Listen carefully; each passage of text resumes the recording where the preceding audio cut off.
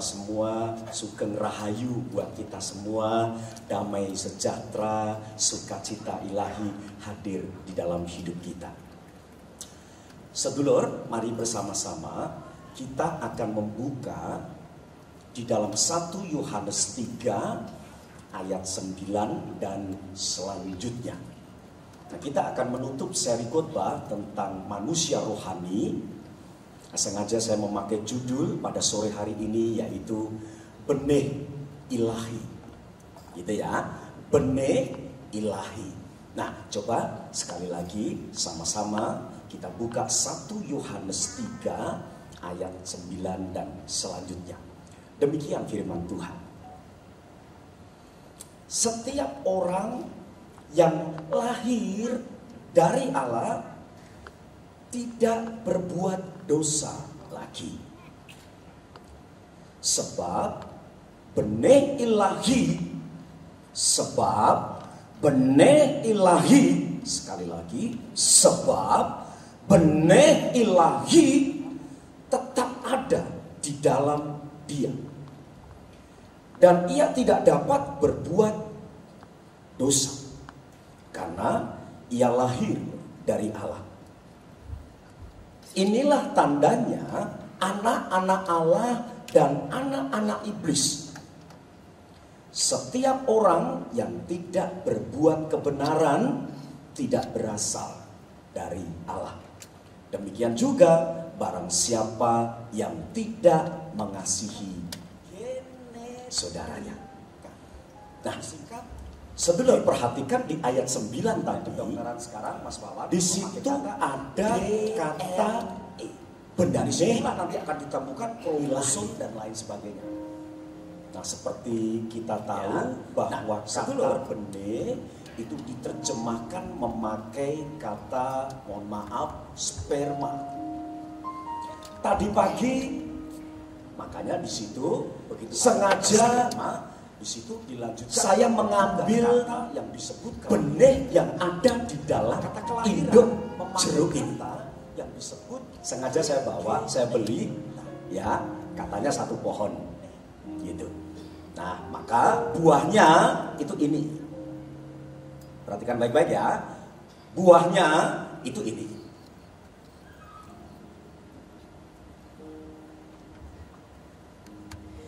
Benihnya itu ini.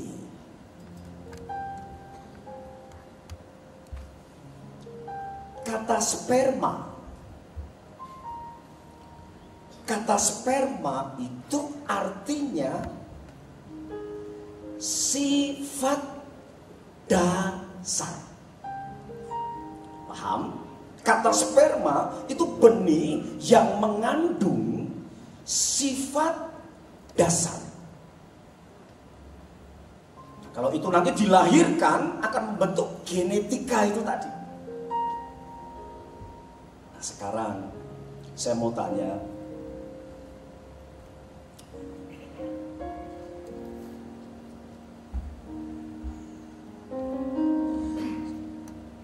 sekalipun bentuknya berbeda, benih dan jeruk itu, benih ini bukan jeruk. Bukan. Tapi benih ini adalah benih dari jeruk itu. Tapi benih ini bukan jeruk. Ayo mikir dulu sampai di sini. Tetapi benih ini adalah anaknya si jeruk itu kan, gitu. Tapi apakah anak ini jeruk? Bukan. Tapi anak jeruk ini itu anaknya si jeruk itu. Perhatikan baik-baik di sini.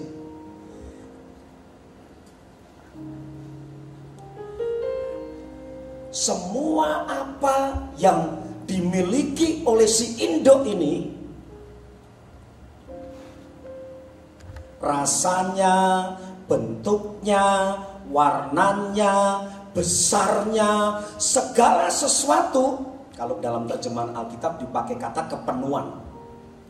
Semua kepenuhan daripada jeruk ini itu diletakkan ada di dalam benih ini. Bisa paham enggak sampai di sini? Rasanya sekalipun ini benih, tetapi ketika nanti dia berbuah, dia akan sama persis dengan siapa? Dengan induknya itu. Paham sampai di sini kok? Paham betul kok? Kenapa? Karena saya ambilnya dari sini, Pak Freddy. Maka sekalipun ini benih, sekalipun berbentuk buah, belum ada akarnya, batang, cabang, daun, tetapi semua kepenuhan daripada jeruk ini, semuanya ada di dalam benih ini.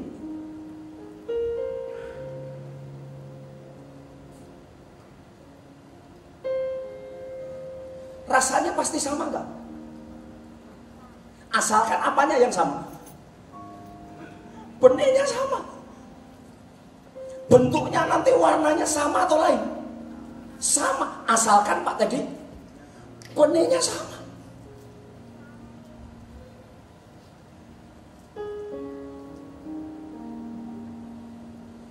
Tadi pagi saya ceritakan, anak saya tadi melayani di ibadah 1 dan 2. Kalau orang di luar sana masuk di tempat ini, kemudian dia lihat wajah saya, kemudian saya ngomong, coba cari anak saya, kira-kira ketangkep gak wajahnya? Ketangkep langsung, wah ini mesti anak Pak Agus. Nah kenapa? Bodoh, kenapa? Winnie ya bodoh. Sampai di situ dulu. Benihnya sama, dia nggak usah ngomong, nggak usah cuma dari diem koremnya bentuk sama.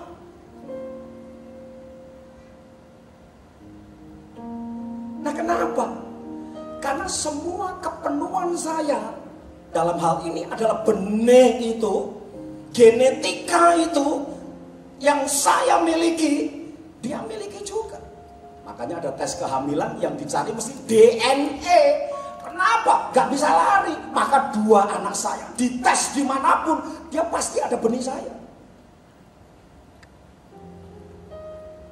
Gitu Pak Mek. Nah sekarang kalau anak saya itu persis saya, dahsyat gak? Sama-sama katakan dahsyat. Enggak dahsyat, lumrah. Loh anakku, wong wineku kok. Mari. Loh, dahsyatnya di mana coba? Nah, berulang kali karena yang namanya karismatik, sukanya perkataan dahsyat, luar biasa, yes, dahsyat. Seorang-orang yang biasa itu gak luar biasa.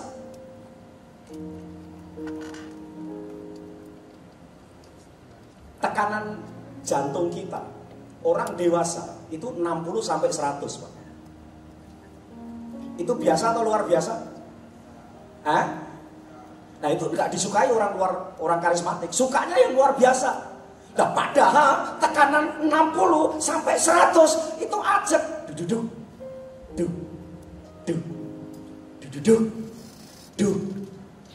Itu biasa atau luar biasa? Hah? Harusnya itu luar biasa Pak. Nah kalau berubah-ubah, udah mati kabeh. Kita sukanya yang luar biasa. Kata extraordinary itu terdiri dari kata asal mulanya extraordinary dari kata order. Tatanan yang seolah-olah biasa, tapi itu luar biasa. Ada di sini yang mengucap syukur karena hari ini bisa bernafas. Jarang orang berdoa seperti itu, bangun pagi Pak Broku. Tuhan, aku masih bisa bernafas. Terima kasih ya Tuhan. Jarang. Maunya yang luar biasa. Nanti kalau sudah dioksigen, megah-megah baru, wah bisa nafas luar biasa. Nah itu Kristen suka yang luar biasa. Tekanan darah 80-120 itu biasa atau luar biasa? Lah biasa kenapa? Ajak terus kita jadi biasa. Padahal dalam pemandangan kita itu luar biasa. Lah kalau dinaik-naikkan terus 250, 2600, wah jeglek sampai stroke.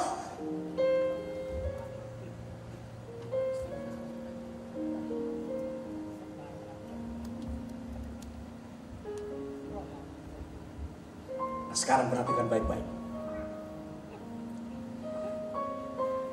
Jadi kalau anak saya, gaya-gayanya, karakternya, moralitasnya, sifat-sifatnya, klasifikasinya, watak-wataknya, tabiat-tabiatnya seperti papahnya, itu biasa atau luar biasa?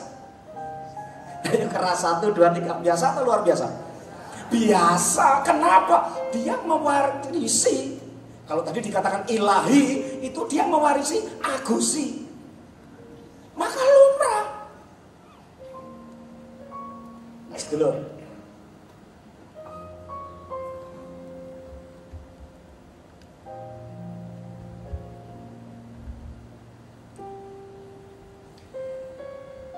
Saya punya anak, dari kecil sudah saya didik.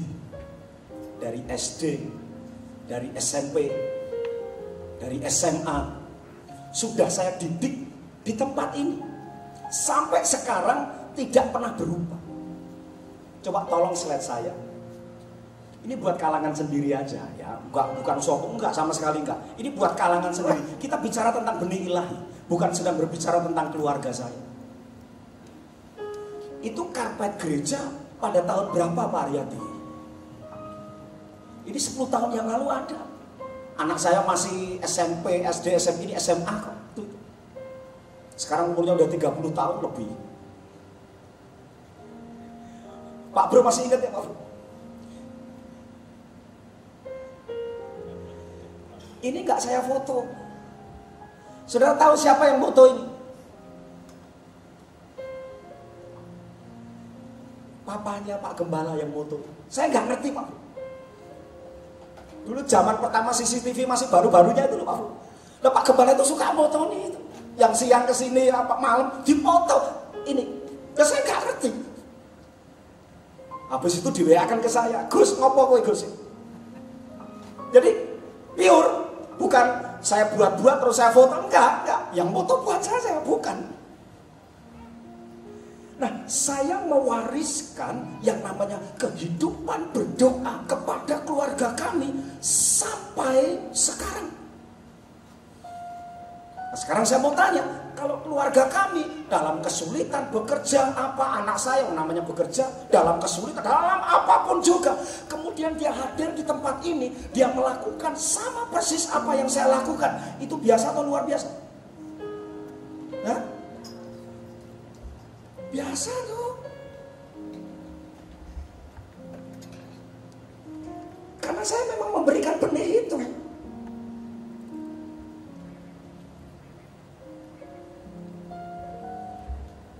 Ini SMA Pak. Papa yang moto itu. Iya. Nah, kemudian berangsur sampai anak saya menikah. Pak Ferry udah sembuh baik. Tuhan berkati ya. Nah, sekarang lanjut. Sampai saya punya cucu.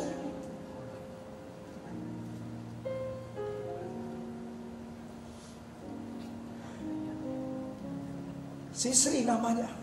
Saya sampai lupa nama aslinya, lupa. Panggilannya si Sri. Nah, dicelok si Sri joget kan. Dicelok jenengnya, saya lupa kok, Angel namanya. Gitar gitu, saya lupa. Si Sri udah pangsit ya. Nah, perhatikan. Karena dia dari dulu, dari lahir Pak Broku, dari dia umur 8 bulan, 9, sering saya bawa ke tempat ini. Saya wariskan, saya memberi satu benih Agushi itu kan. Bukan ilahi maksud saya, kalau saya gampangkan, Agushi itu nanti. Saya percaya dia berkembang. Tanda-tanda yang dia hasilkan gak jauh-jauh dari benih itu pasti.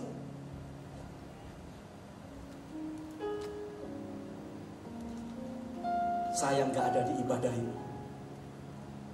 Tadi pagi dia ada. Tapi begitu dia sampai di Carrefour itu, lewat, dia sudah hafal. Umur 2 tahun belum genap, bicara belum tetek.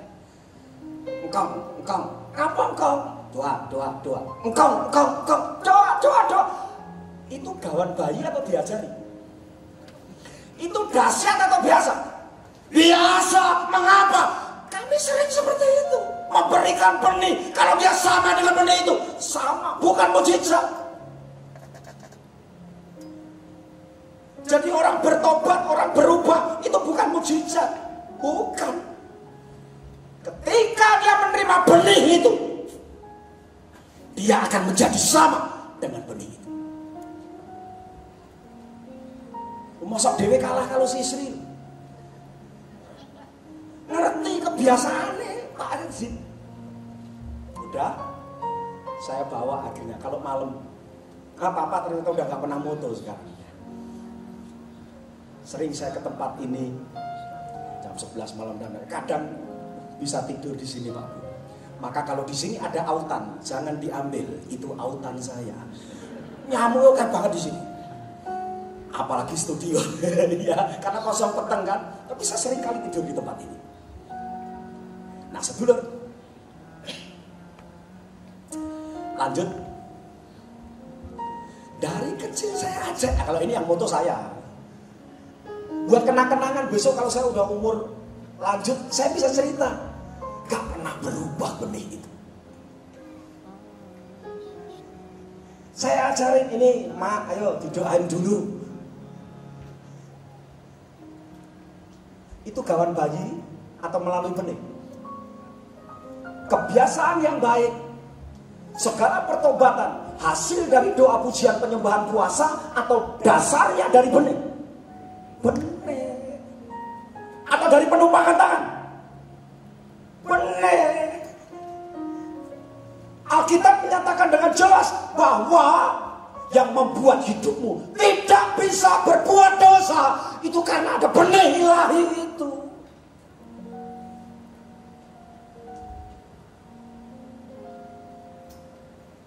Jadi poin di dalam orang beribadah seperti ini sebenarnya yang sangat penting. Engkau mengalami perubahan pulang, itu benihnya. Mohon maaf dalam tanda kutip. Saya pelaku doa pujian penyembahan karena saya suka tiap hari berdoa memuji menyembah berbahasa roh. Justru karena saya sering melakukan itu, saya bisa bicara dengan dulur semua. Kalau cuma itu aja Pak Teddy, nggak ada benih, saya nggak bisa berubah Pak. Yang berubah itu benih kok. Pak Teddy kepengen menanam menghasilkan mangga, berarti harus beli apa Pak? Biji mangga, lumrah loh. Pak Chandra, kalau pengen yang namanya durian harus beli biji apa Pak?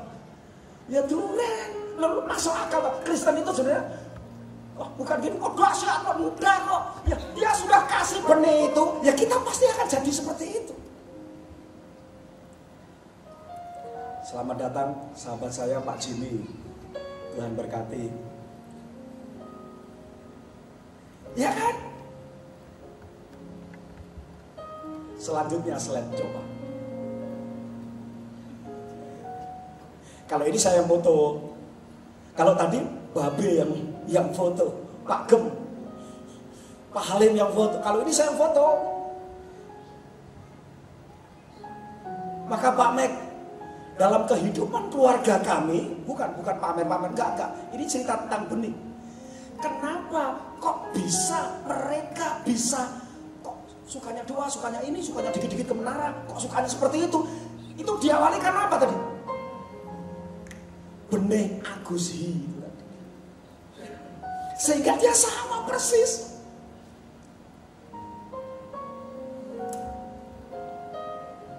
Kembali ke benih itu tadi Mas Eko.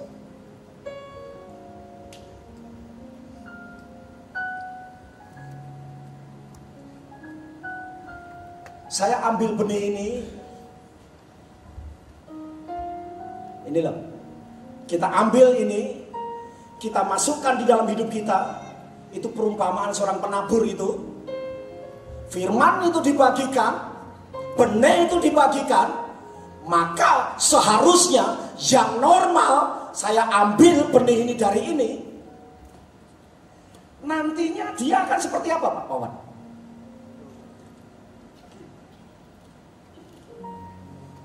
Dahsyat gak? Sama-sama gak? Dahsyat.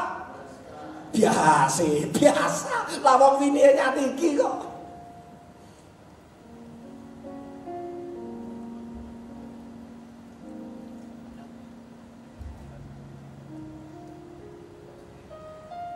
yang luar biasa. Kalau benihnya jeruk, coba lihat ke depan. Benihnya jeruk. Yang metune saiki. Coba pikirkan baik-baik. Bukankah itu yang seringkali terjadi di dalam hidup kita? Saya minta sedulur tepuk tangan ya. 1, 2, 3. Kalau ada orang yang seperti ini, perlu ditepuk tangani. Itu luar biasa buat saya. Kenapa? Lah wong benihnya iki kok. Ya metune kudune iki. Rasanya ya iki.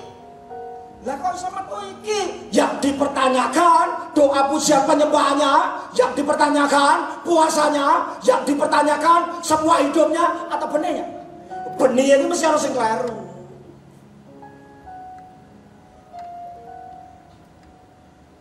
Nggak bisa, Alkitab itu strict, yang mengubah kita, yang mempertobatkan kita, yang membuat engkau tidak bisa berbuat dosa.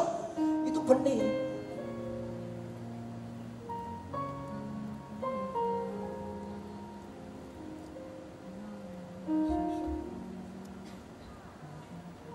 Coba kita buka saudaraku dalam Matius 13 ayat yang keempat.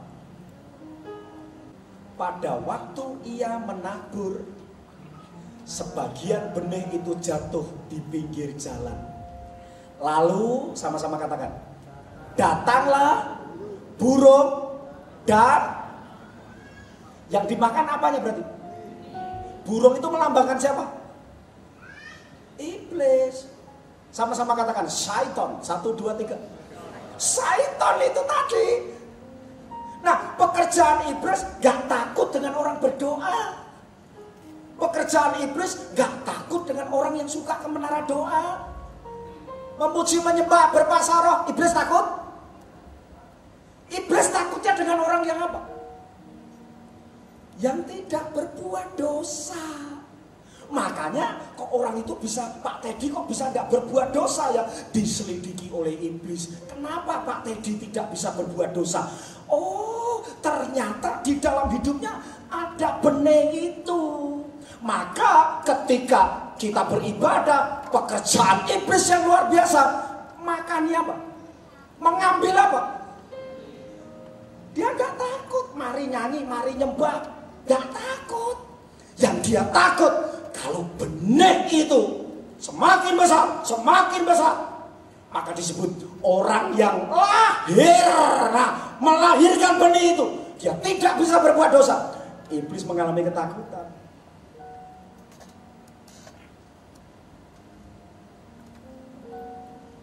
Amin. Bisa menangkapnya? Adakah benih itu ada di dalam hidup? Kita bersyukur setelah. Karena kekristenan adalah bukan yang bersifat agamawi. Agamawi membangun semua kekudusan dan kebenarannya itu dari luar. Makanya semakin banyak kita berdoa, semakin kudus. Lah Alkitab nggak ngajarin itu. Tapi agama mengajarkan itu. Setiap orang datang ke berdoa, memuji, menyembah, semakin kudus. Lah sekali lagi, orang bisa kudus karena apa? Orang bisa benar karena apa? Bener lah, hidup kita wis ora ono sing bener. Lah ben bener kenapa? Maka dia lahir buat kita. Dia memberikan akulah jalan dan kebenaran dan hidup. Dia kasih benih itu. Makanya uripe dadi iso bener.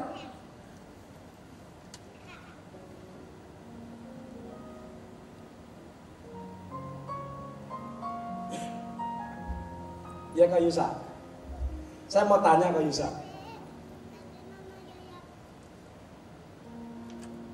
Mengasihi dengan membenci itu mudah mana Kak Yusa? Jujur kok, jujur. Mengasihi dengan membenci itu mudah mana? Membenci. Membenci.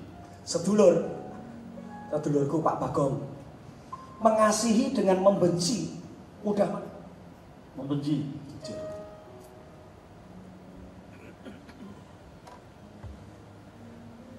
Benih yang ada di dalam hidupmu, benih Yesus Kristus, ada tidak membenci? Lah kok gampang membenci. Lah berarti apa yang ada dalam benih di dalam hidup kita? Benih daging itu berarti.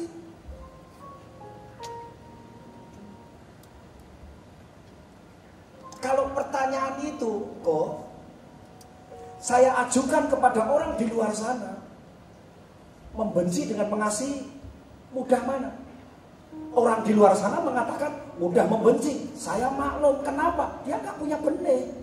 Lah kita ini bersyukurnya, anugerahnya, kasih karunia-Nya, sang benih itu bukan ada di antara di luar kita. Dia ada di mana? Roh Allah ada di mana? Roh Kristus ada di mana? Sang Firman ada di mana? Sudah ada, maka itu disebut benih. Nah seharusnya orang Kristen mengasihi dengan membenci. Ya mudah mengasihi, kenapa? Lalu benihnya sudah ada.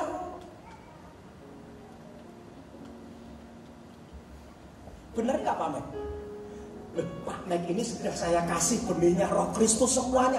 Buah roh itu 9 rasa 1 buah sudah ada Pak Mek. Maka Pak Mek melakukan kasih, penguasaan diri, kelemah lembutan, sukacita, damai sejahtera. Itu biasa atau luar biasa? Biasa. Lah kok bisa biasa karena kenapa? Ya karena benih itu. Nah, benihnya sudah ada.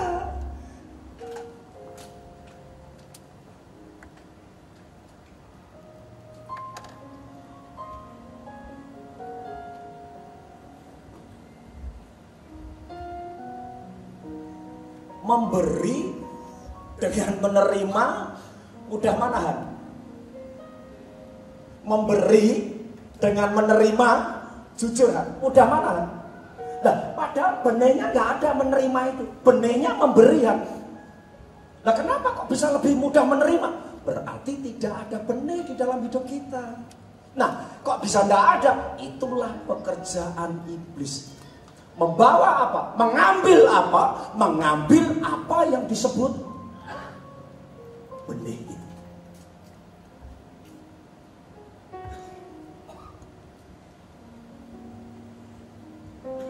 Bisa paham sampai di sini? Bisa? Jadi masuk akal nggak?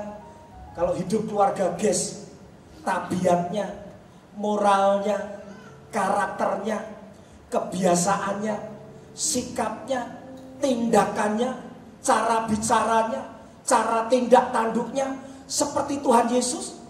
Biasa atau enggak Pak itu? Biasa. Mengapa bisa biasa? Karena benihnya ada di dalam hidup kita.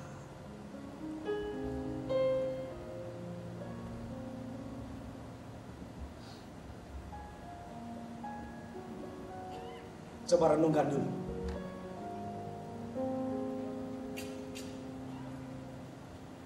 Di gereja, kalau benih ilahi itu ada ndak eker-ekeran? Seharusnya ada nggak? Ndak ada, benihnya ndak ada. Apa ada? Roh Yesus eker-ekeran? Ndak ada. Nah, kenapa nih gereja kok oke wong eker-ekeran? Nah, kenapa? Coba ayo. Nggak ada benihnya karena. Coba kita buka dulu. 1 Yohanes 3 ayat yang ke-9 tadi. Setiap orang yang lahirnya dari Allah, dia tidak berbuat dosa lagi, Mas Eko. Ya. Sebabnya apa, Mas? Sebab ada benih ilahi tetap ada di dalam dia. Dan ia tidak dapat berbuat dosa karena ia lahir dari Allah. Selanjutnya, kalau kita lahir dari Allah, sedulur, Alkitab menuntut ada tanda. Harus ada tandanya. Masalahnya Alkitab memberikan tanda itu cuma 2. 1 anak Allah, 1 anaknya setan. Perhatikan di sini. Inilah tandanya anak Allah dan anak-anak iblis. Setiap orang yang tidak berbuat kebenaran tidak berasal dari Allah.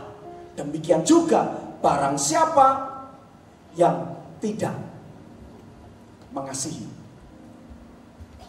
saudaranya. Nah, akhirnya sedulur, ada satu pembicaraan yang bagus sekali antara Yesus dan Nikodemus. Kita tahu siapa Nikodemus? Orang yang begitu hebat, orang yang ngerti firman, taat hukum Taurat dan segala macamnya, hebat sekali. Tetapi mengapa Yesus mengatakan seperti ini? Kalau kamu tidak dilahirkan dari air, perhatikan baik-baik, dan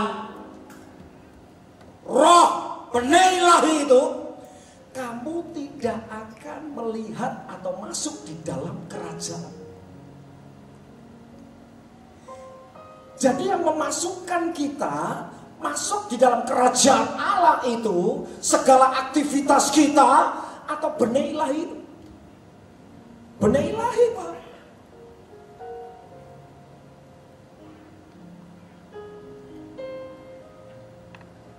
Iman dan benih ilahi itu yang memasukkan kita. Nah, Nikodemus, Yesus mengatakan kalau kamu nggak dilahirkan dari air dan roh, kamu nggak akan pernah bisa masuk di dalam kerajaan. Tadi pagi saya berbincang dengan Bapak Gembala, air ini banyak sekali terjemahannya. Tapi ada banyak yang saya baca, air ini menerjemahkannya adalah secara jasmania, air ketuban. Itu artinya apa? Manusia. Kalau hidupmu hanya lahir secara lahir saja, secara air ketuban, lahir secara ke dunia, kita nggak akan pernah bisa masuk kerajaan Allah.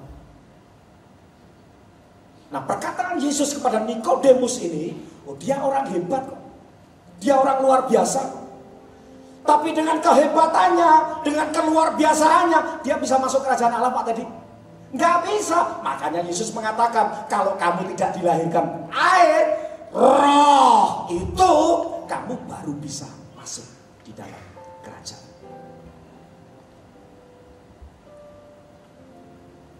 Berarti di sini, untuk bisa masuk di dalam kerajaan Allah itu, kita perlu dilahirkan berapa kali? Ayo, Pak Wawan. Untuk masuk di dalam kerajaan Allah itu, kita perlu dilahirkan berapa kali? Hah? Berapa kali ya? Benar Pak Chandra, 2 kali. Yaitu apa? Secara jasmani kita lahir, manusia ini. Yang kedua, karena memang sudah bibitnya itu rusak, bibitnya dosa, perlu dilahirkan kembali. Makanya benih itu ditaruh dalam hidupmu. Supaya apa? Kamu bisa lahir kembali. Ketika lahir kembali, tidak berbuat dosa itu tadi. Nah kalau secara jasmani ya, aduh, agama itu apa bisa mengkuduskan kita? Agamawi apa bisa yang namanya membenarkan kita? Tidak bisa. Luarnya bisa melalui apa? Pakaian, tempat ibadah, puasa, bisa dari luarnya. Nah yang bermasalah orang Kristen luar atau dalamnya? Dalamnya. Dalam disebut apa tadi yang bermasalah? Benihnya itu yang bermasalah. Makanya kalau kamu gak dilahirkan dari air dan benih roh itu, kita akan bisa masuk kerajaan Allah itu. Lahir berapa kali? 2 kali. Mati berapa kali? Nah yang benar 1 kali. 2 atau 1 Pak? 1. Ya pas neng tiong-teng tok kuwi mau. Wes, aja nganti kok mati meneh. Ndak, ya sekali di tiong-teng delingan itu. Selesai itu dibangkitkan, wes sudah lagi dia gak akan pernah mengalami kematian. Kalau lahirmu sekali tok, jasmani tok, bro, jebrot, bro. Mati berapa kali? 2 kali. Siji ning tiong-teng, siji sok dihakimi mati meneh. Ngono lho maksudnya. Paham gak sampai di sini? Jadi yang benar mati berapa kali? Sekali aja. Ya pas itu mati, wes selesai. Udah nggak mengalami kematian lagi. Tetapi kalau lahirmu sekali, secara jasmani aja, tidak ada benih ilahi itu, maka kematianmu akan 2 kali.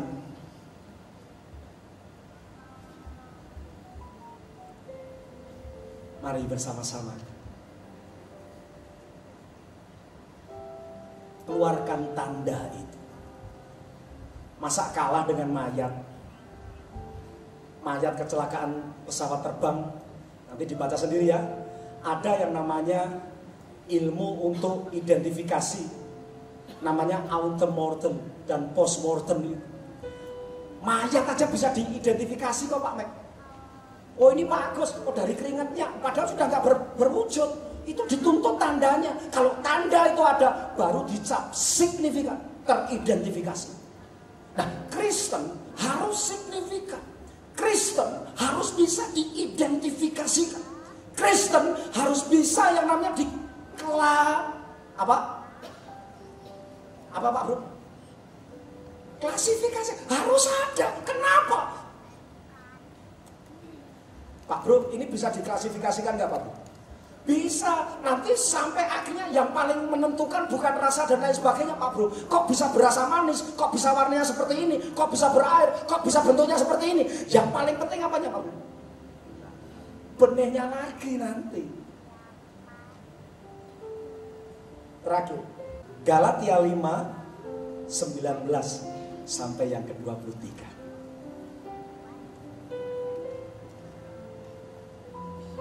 Nah ini tema kita bulan ini. Saya akan bacakan dulu.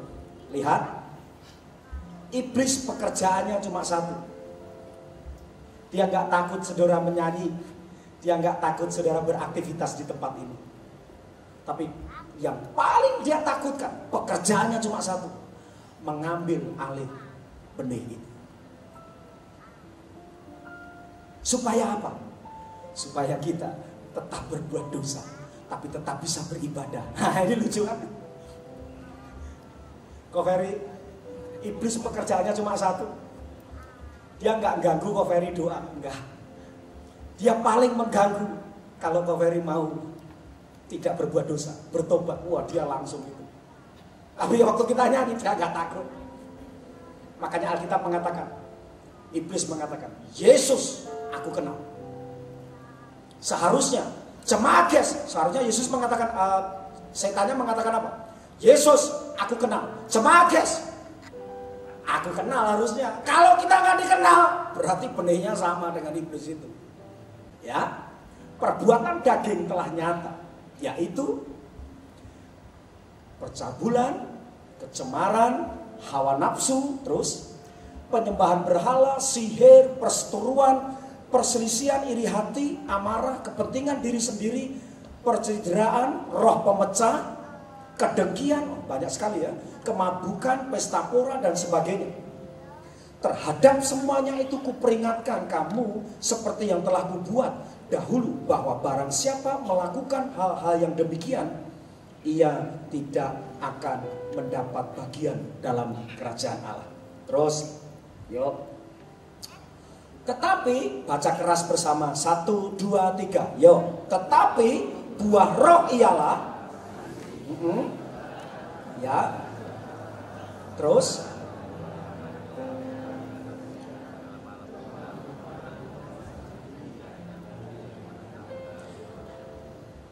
oke, tangan di atas sekarang. Genggam benih ini, masukkan di sini. Mudah melakukan yang mana? Buah roh atau kedagingan? Ayo, dikasih benih kan tadi, buah roh tadi, dikasih benihnya. Jadi 1 buah, 9 rasa. Dikasih benih itu, maka kecenderungan hidupmu mudah yang mana? Buah roh harusnya. Tapi kenyataannya mudah yang mana? Yang daging. Seharusnya kita melakukan kedagingan, sulit sekali. Mengapa? Nah, benihnya nggak ada kok.